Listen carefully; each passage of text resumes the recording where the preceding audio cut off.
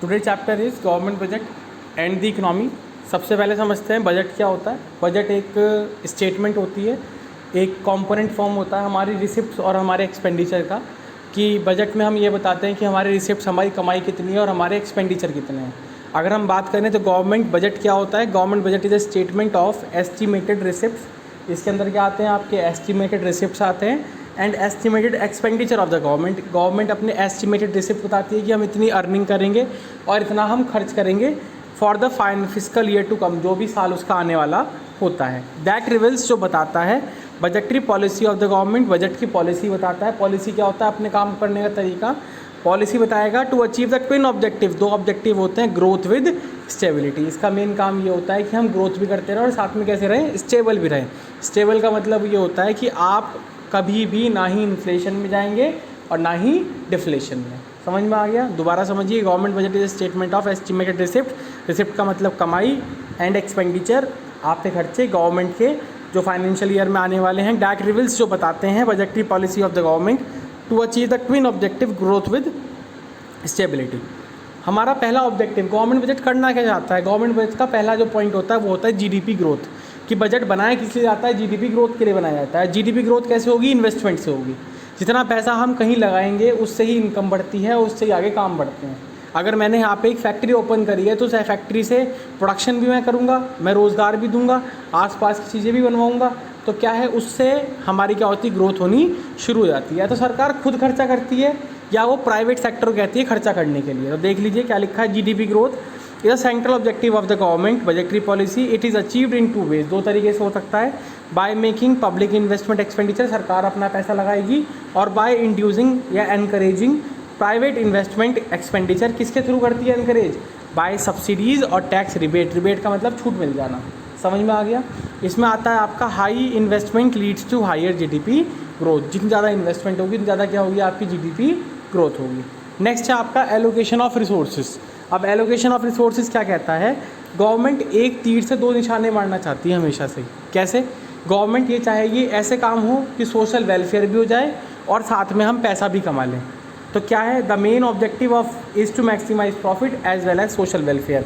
क्या करना चाहती है, मैक्सिमाइज करना चाहती है प्रॉफिट भी और सोशल वेलफेयर भी। गवर्नमेंट टैक्स लगाती है सिगरेट्स पे और लीकर पे, जो हमारी सोसाइटी के लिए हार्मफुल हैं, और जिससे लोग जो हैं प्रोडक्शन किसका करने लग जाएँ, अच्छी चीज़ों का प्रोडक्शन करना शुरू कर दें। मगर वो जब टैक्स कमा रही है तो उससे क्या कमाया, उसने प्रॉफिट कमाया टैक्स से, और लोग जब चेंज कर रहे हैं अपने काम को तो उससे क्या हुआ, सोशल वेलफेयर हुआ। तो दोनों काम सरकार कर रही है, क्या करना, टैक्स भी, पैसा भी कमाना, और साथ में क्या करना, सोशल वेलफेयर भी करना। नेक्स्ट पॉइंट आपका आता है इसमें, गवर्नमेंट देती है टैक्स हॉलीडे। टैक्स हॉलीडे का मतलब है कि आपने अगर एक फैक्ट्री लगाई जिसमें आप पैरासीटामोल बनाते हो, पैरासीटामोल एक टैबलेट का नाम है जो हर कोई यूज़ कर सकता है, इस टाइम पे सबसे ज़्यादा यूज़ होती है, तो वो लाइफ सेविंग ड्रग्स के अंदर आती है। वो बहुत सारे बैक्टीरिया को मारती है, जो बेकार बैक्टीरिया होते हैं, अच्छे बैक्टीरिया को सही करती है। तो वो चीज़ क्या है, जो लाइफ सेविंग ड्रग्स है उनके लिए गवर्नमेंट टैक्स हॉलीडे देती है कि अगर आप पैरासीटामोल बनाओगे तो आप 3 साल तक टैक्स नहीं दोगे। ठीक है, जिससे आप क्या सोचोगे कि और दवाइयों से अच्छा तो यही बना लें, जिससे नॉन एसेंशियल से किस पे आ जाएँ आप, एसेंशियल पे। वो क्या है आपका, government can grant tax holiday for the production of the essential goods like life saving drugs. वो चीज़ें जो आपकी किसी जान बचा सकती हैं उनका प्रोडक्शन करो, जिससे रिसोर्सेज शिफ्ट हो सकें, किससे, production of non essential drugs to life saving drugs. Next है, गवर्नमेंट ज़्यादा पैसा रखती है किस चीज़ के लिए, सपोर्ट प्राइस पॉलिसी। आप कहते हो ना गेहूं के रेट निकले हैं, चावल के रेट निकले हैं, उनका मतलब क्या है, गवर्नमेंट ये चाहती है कि अगर गन्ने के रेट ज़्यादा हो जाएंगे तो लोग गेहूँ उगाना ही बंद कर देंगे। वो क्या उगाएंगे, सिर्फ गन्ना ही उगाएंगे, मीन कैश क्रॉप ही उगाएंगे। तो गवर्नमेंट करती है, पैसा रखती है किस चीज़ के लिए, जो फूड क्रॉप्स होती हैं, जिसे आप शिफ्ट हो जाओ किससे, फूड, नॉन फूड से किस पे, फूड क्रॉप्स पे। समझ में आ गया? नेक्स्ट आपका आता है redistribution of income and wealth. हमारी इकोनॉमी के अंदर बहुत सारी लोग अमीर और अमीर होता जा रहा है और गरीब और गरीब, इसे कहते हैं इनइक्वालिटी ऑफ इनकम। कि हमारे यहाँ जो इनकम है, कल एक पर्सन तो एक दिन में 1 लाख कमा रहा है और एक 500 रुपये भी नहीं कमा पा रहा। तो इनइक्वालिटी ऑफ इनकम है, उसे सही करने के लिए गवर्नमेंट क्या यूज़ करती है, गवर्नमेंट यूज़ करती है टैक्सेशन एंड सब्सिडी पॉलिसी। क्या यूज़ करती है, टैक्सेशन एंड सब्सिडी पॉलिसी, जिससे वो अपना ऑब्जेक्टिव पूरा करती है। जो रिच पीपल्स होते हैं उन पर टैक्स लगा के, और जो पुअर्स हैं उन्हें सब्सिडी देखे। तो the government use fiscal instrument of taxation and subsidy with a view to improving the distribution of income and wealth. Equitable distribution of income and wealth is a sign of social justice. ये क्या माना जाता है? Social justice, सामाजिक न्याय माना जाता है। ठीक है, इसने कहा यहाँ पे which is principal objective of any welfare country like in India, जो एक प्रिंसिपल ऑब्जेक्टिव है किसी भी देश जैसे हमारा भारत। तो by imposing tax on rich, ज़्यादा टैक्स किस पे लगाना? रिच पे, और गिविंग सब्सिडीज टू पुअर, और किसे देना सब्सिडी? पुअर को। By supplying food grains to BPL population at a lower rate, और गरीब लोगों को कम पैसों में कोई भी चीज़ प्रोवाइड कराना। वो क्या है आपका? ये वाला पॉइंट आ गया। ठीक है, इकोनॉमिक स्टेबिलिटी किसे कहते हैं? ना ही इन्फ्लेशन हो और ना ही डिफ्लेशन, हमारी इकोनॉमी कैसी रहे? बिल्कुल ठीक रहे, उसे कहते हैं इकोनॉमिक स्टेबिलिटी। तो इकोनॉमिक स्टेबिलिटी किस चीज़ से सही होती है?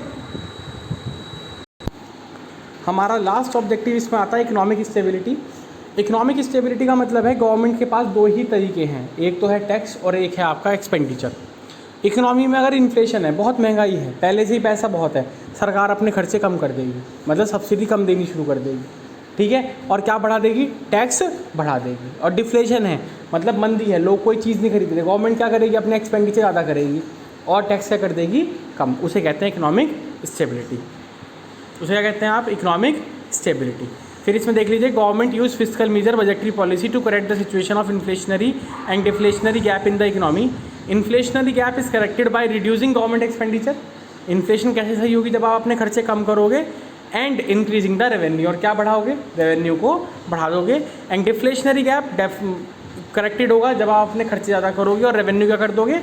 कम कर दोगे। Economic stability stimulates the inducement to invest and increase the rate of growth and development. जितनी हमारी इकोनॉमी स्टेबल रहेगी, ना तो ज़्यादा महंगाई है ना ज़्यादा मंदी है, स्टेबल रहेगी, उतनी ज़्यादा इन्वेस्टमेंट और ग्रोथ भी हमारी होती रहती है। ठीक है, आप देख लीजिए बजट दो तरीके से बटा हुआ है, एक होते हैं रिसिप्ट और एक होते हैं आपके एक्सपेंडिचर। पहले बजट रिसिप्ट है और फिर बजट एक्सपेंडिचर है। बजट रिसिप्ट में पहला क्या आता है आपका? रेवेन्यू रिसिप्ट और फिर कैपिटल रिसिप्ट। और बजट एक्सपेंडिचर में क्या आएगा? रेवेन्यू एक्सपेंडिचर और कैपिटल एक्सपेंडिचर। हम पहली बात करते हैं इसमें रेवेन्यू रिसिप्ट्स क्या होती हैं। रिसिप्ट्स का मतलब कमाई, जो खर्चा आपने एक पैसा लिया किसी से और आपको वापस नहीं देना, तो क्या होता है इसमें? Revenue receipts are those money receipt of the government which do not create an liability, जो पैसा आपको दोबारा नहीं देना, कोई लाइबिलिटी नहीं बनी, और do not reduce any asset, और कोई भी आपकी एसेट कम नहीं हुई, वो क्या हुआ आपका? Revenue receipt. दोबारा समझिए, revenue receipt are those receipt of the government which do not create an liability. सरकार टैक्स लेती है आपसे, आपको वापस दे रही है हाथों हाथ? नहीं देती, तो क्या है उसकी? रेवेन्यू रिसिप्ट है। और क्या जब टैक्स वापस नहीं देने वाली तो क्या कम नहीं होने की उसकी? एसेट्स कम नहीं होने की। तो क्या कहा? Which do not create an liability or nor reduce any assets. Revenue receipts are categorize एट्स। अब रेवेन्यू रिसिप्ट दो तरह से होते हैं, पहली कमाई क्या है? टैक्स रिसिप्ट, दूसरी क्या है आपकी? Non tax receipt. Tax receipt में आपका आता है income tax, corporate tax, extract duty, जो भी सारे खर्चे सरकार के टैक्स से होते हैं वो क्या है आपकी? Tax receipt. और टैक्स से अलग जो सरकारी कमाई होती है जैसे fees, fines, escheats, income from the PSUs, public sector, LIC से जो इनकम है सरकार को, रेलवे से जो इनकम है सरकार को, वो किस में आती है? नॉन टैक्स रिसिप्ट्स के अंदर। स्पेशल असिस्टेंस, कोई मदद मिल रही है सरकार को, ग्रांट और डोनेशन भी किसके अंदर आते हैं? नॉन टैक्स रिसिप्ट्स के अंदर। इसके अंदर सबसे इंपॉर्टेंट पॉइंट आता है आपका एस चीट। एस चीट का मतलब होता है जब किसी पर्सन का लीगल हायर नहीं होता, एक की 100 बीघी ज़मीन है और उसका कोई वारिस नहीं है, तो 100 की 100 बीघी ज़मीन किसी हो जाएगी? सरकार की हो जाएगी, उसे कहते हैं एस चीट। क्या कहते हैं उसे हम? S cheat. समझ में आ गया? फिर आपका नेक्स्ट आता है टैक्स क्या है। टैक्स एक कंपलसरी पेमेंट है जो सरकार को देना पड़ता है। कौन देगा? या तो हाउस होल्ड देगा, या फर्म देगा, और कोई फाइनेंशियल इंस्टीट्यूशन देगा। ठीक है, वो क्या है आपका? टैक्स रिसिप्ट है। क्या है आपका? Tax receipt. टैक्स दो तरह के होते हैं आपके, एक तो होगा टैक्स डायरेक्ट टैक्स और एक क्या होगा आपका? Indirect tax. डायरेक्ट टैक्स कौन से टैक्स होंगे? जो टैक्स आप शिफ्ट नहीं कर सकते, आपकी इनकम पे लगाए आपको ही देना पड़ेगा, वो क्या है आपका? Direct tax. आप जीएसटी को शिफ्ट कर सकते हो, मैं जीएसटी दे रहा हूँ मगर मैं दूसरे से कमा के दे रहा हूँ, हम जीएसटी दे रहे हैं दूसरे को कमा के दे रहे हैं, वो क्या है आपका? Indirect tax. जिस बर्डन को आप शिफ्ट कर सकते हो वो आपका इनडायरेक्ट टैक्स, जिसे आप शिफ्ट नहीं कर सकते वो क्या है आपका? Direct tax. जो प्रोग्रेसिव नेचर में होता है, जितना कमाओगे उतना टैक्स देना पड़ेगा, वो क्या है आपका? Income tax, means direct tax हो गया। ठीक है, और जितना अमीर के लिए भी उतना ही है और गरीब के लिए भी उतना ही है, वो क्या है आपका? इनडायरेक्ट टैक्स, जिसे हम क्या कहते हैं? रिग्रेसिव भी कहते हैं। ठीक है, फिर देखिए इसमें क्या है? It has limited reach as do not reach to all section of society. Direct tax हर कोई नहीं देता, किसान का भी टैक्स नहीं भरता, ठीक है ना, हर सेक्शन में टैक्स नहीं है। मगर इनडायरेक्ट टैक्स क्या है, 1 रुपये की माचिस से लेके 1 लाख या 10 लाख की कार तक आपको हर जगह टैक्स भरना पड़ता है। तो इनडायरेक्ट टैक्स का कवरेज ज़्यादा है किससे, डायरेक्ट टैक्स से। सरकार को कमाई भी ज़्यादा किससे है, इनडायरेक्ट टैक्स से। Example income tax, wealth tax, corporate tax और जीएसटी। समझ में आ गया। प्रोग्रेसिव क्या होता है, जितनी आपकी इनकम बढ़ेगी उतना आपका टैक्स बढ़ेगा, वो क्या है आपका प्रोग्रेसिव। ज़्यादा बर्डन किस पे रहेगा, रिच पे, और कम किस पे रहेगा, पुअर पे। जितना ज़्यादा पैसा कमाएंगे उतना ज़्यादा उन्हें टैक्स देना पड़ेगा। रिग्रेसिव क्या है, अगर मैं कहता हूँ मैंने 1000 रुपये का इलेक्ट्रॉनिक खरीदा, उस पर भी 18% जीएसटी है, और मैं 10 लाख की इलेक्ट्रॉनिक आइटम खरीदूँ उस पर भी 18% जीएसटी है। तो इस नुकसान किसके लिए है, गरीब के लिए, कि उसे भी इतने % देना पड़ रहा है और अमीर को भी इतने % देना पड़ रहा है। वो क्या होता है आपका रिग्रेसिव होता है। क्या होता है आपका रिग्रेसिव। जो टैक्स रेट सबके लिए कैसे होते हैं, बिल्कुल सेम होते हैं, वो क्या है आपका रिग्रेसिव। समझ में आ गया। नेक्स्ट देखिए इसमें क्या है, कैपिटल रिसिप्ट किन्हें कहते हैं। रिसिप्ट का मतलब कमाई। कैपिटल रिसिप्ट कौन सी रिसिप्ट होती हैं, capital receipt are those receipt which create liability. जो क्या बना देंगे, 3 पॉइंट याद रखने पहले आपको इसके, एक तो बोरोइंग और एक डिसइन्वेस्टमेंट। बोरोइंग क्या होता है, पैसा उधार लेना, इससे क्या बनेगी आपकी लाइबिलिटी बनेगी। क्या बनेगी आपकी लाइबिलिटी। और डिसइन्वेस्टमेंट से क्या होगा, इन्वेस्टमेंट को बेच देना, क्या बनेगी, रिड्यूस होगी आपकी एसेट। तो आपको इसी से ही समझ में आ जाएगा कि बोरोइंग क्या है, borrowing creates liability and reduce assets. तो देखो लिखा हुआ है, these are those receipt of the government which create liability through borrowing and reduce assets through disinvestment. जो रिड्यूस करेगा एसेट्स किसके थ्रू, डिसइन्वेस्टमेंट के थ्रू। 2 तरह के आपके डिफरेंस आ गए इसमें, रेवेन्यू और कैपिटल। तो एक शॉर्ट में बता देता हूँ कौन सा अच्छा है हमारे लिए, कौन सा अच्छा नहीं। तो याद रखना, रेवेन्यू रिसिप्ट हमारे लिए हमेशा अच्छी रहेगी, कैपिटल रिसिप्ट कभी भी अच्छी नहीं रहेगी। फ्यूचर का बर्डन कौन बढ़ाता है, आपका कैपिटल रिसिप्ट, कभी भी रेवेन्यू रिसिप्ट आपका ये बर्डन नहीं बढ़ाता, ठीक है ना। फिर आपका लास्ट आता है इसमें बजट एक्सपेंडिचर्स में, रेवेन्यू एक्सपेंडिचर और कैपिटल एक्सपेंडिचर। रेवेन्यू एक्सपेंडिचर वो एक्सपेंडिचर होते हैं जो खर्चा करने के बाद भी क्या नहीं बनती, आपकी एसेट्स नहीं बनती, और क्या कम नहीं होती, लाइबिलिटी कम नहीं होती। अगर मैं आपसे कहूँ ब्याज, आपने किसी से 1 लाख रुपए लिए और आप 10 साल तक उसे ब्याज देते रहो, तो उसके 1 लाख कभी ख़त्म नहीं होंगे। खर्चा करने के बाद भी क्या नहीं हो रही, लाइबिलिटी कम नहीं हो रही, और क्या नहीं बन रही, आपके एसेट्स नहीं बन रही। वो है आपका रेवेन्यू एक्सपेंडिचर। क्या है आपके revenue expenditure. It refers to the expenditure which neither create any assets. खर्चा करने के बाद भी क्या नहीं बन रही, आपकी एसेट्स नहीं बन रही, और क्या नहीं हो रही, आपकी लाइबिलिटी भी कम नहीं हो रही। Example interest payment, subsidies, defence purchase, old age pension, salary, scholarship. इन सब में सरकार का कुछ फ़ायदा नहीं है, मगर क्या नहीं, ये आपके लिए एक तरह का एक्सपेंडिचर ही है। आप देख लीजिए इसमें क्या है सिग्निफिकेंस, फ़ायदे क्या है।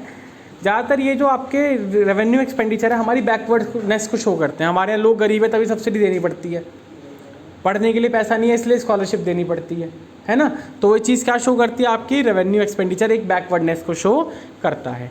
नेक्स्ट और लास्ट पॉइंट है आज का, कैपिटल एक्सपेंडिचर, जिनसे आपकी एसेट्स बने और लाइबिलिटी कम हो जाए, वो क्या है आपके capital expenditure. It refers to the expenditure of the government during a fiscal year which either create any asset, जिससे क्या बनती है, आपकी एसेट्स ही बनती है, और क्या कम होती है, आपकी लाइबिलिटी भी कम होती है। तो देख लीजिए इसमें आपको एक चीज़ और समझनी है, ये नॉन रिकरिंग इन नेचर है, कभी कभी होते हैं। सरकार रोज़ नहीं रोज़ सड़कें बनाएगी, वो कभी कभी सड़कें बनाती है, कभी कभी लैंड ऑफ बिल्डिंग बनाती है। वो क्या है आपका कैपिटल एक्सपेंडिचर। क्या है आपका कैपिटल एक्सपेंडिचर। कैपिटल एक्सपेंडिचर हमारे देश में ये बताता है कि हमारे यहाँ देख लीजिए इसमें क्या लिखा है, जीडीपी ग्रोथ को बताएगा और जीडीपी ग्रोथ को कंट्रीब्यूट भी करेगा।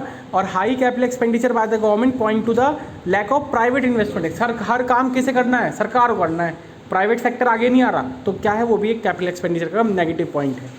फिर नेक्स्ट क्या है, capital expenditure by the government is rise when economy is suffering from the deflationary gap. सरकार को खर्चे कब करने पड़ते हैं, जब क्या होती है, डिफ्लेशन। आपने पढ़ा था इकोनॉमिक स्टेबिलिटी में, इन्फ्लेशन में सरकार अपने खर्चे कम कर देती है और डिफ्लेशन में सरकार क्या करती है, अपने खर्चे ज़्यादा करती है। तो ये डिफ्लेशनरी गैप को सिचुएशन सही करने के लिए भी होता है, ठीक है।